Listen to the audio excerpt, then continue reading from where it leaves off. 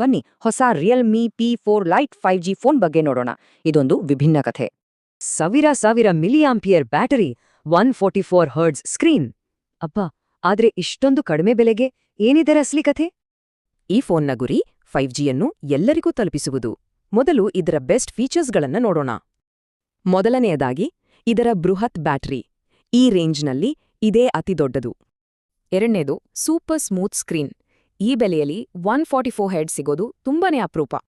ಸರಿ, ಈ ಅದ್ಭುತ ಫೀಚರ್ಗಳಿಗಾಗಿ ಎಲ್ಲೆಲ್ಲಿ ಕಡಿತ ಮಾಡಿದ್ದಾರೆ, ಈಗ ಅದರ ಬಗ್ಗೆ ನೋಡೋಣ. ಆ ದೊಡ್ಡ ಬ್ಯಾಟರಿಗೆ ಒಂದು ದೊಡ್ಡ ಸಮಸ್ಯೆ ಇದೆ. ಅದು ಚಾರ್ಜ್ ಆಗೋಕೆ ತುಂಬಾನೇ ಸಮಯ ತೆಗೆದುಕೊಳ್ಳುತ್ತೆ. ಬಾಕ್ಸ್ನಲ್ಲಿರೋ 15W ಚಾರ್ಜರ್ನಲ್ಲಿ ಫುಲ್ ಚಾರ್ಜ್ ಆಗೋಕೆ ಸುಮಾರು 3 ಗಂಟೆ ಬೇಕು.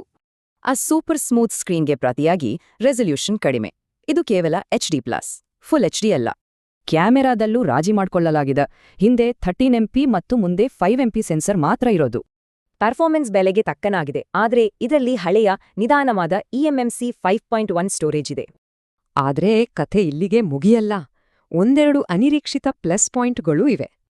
ಆಶ್ಚರ್ಯ ಅಂದ್ರೆ ಇದರಲ್ಲಿ ಧೂಳು, ನೀರಿನಿಂದ ರಕ್ಷಣೆಗೆ IP64 ರೇಟಿಂಗ್ ಮತ್ತು ಮಿಲಿಟರಿ ಗ್ರೇಡ್ ಸರ್ಟಿಫಿಕೇಶನ್ ಇದೆ. ಜೊತೆಗೆ ಸರ್ಕಲ್ ಟು ಸರ್ಚ್ ಮತ್ತು ನೋಟ್ ಅಸಿಸ್ಟ್ ತರಹದ ಉಪಯುಕ್ತ AI ಫೀಚರ್ಗಳು ಇವೆ. ಹಾಗಾಗಿ ಒಟ್ಟಾರೆಯಾಗಿ ಹೇಳುವುದಾದ್ರೆ ಒಂದು ದೈತ್ಯ ಬ್ಯಾಟರಿ ಮತ್ತು ಫಾಸ್ಟ್ ಸ್ಕ್ರೀನ್ ಸಿಗುತ್ತೆ.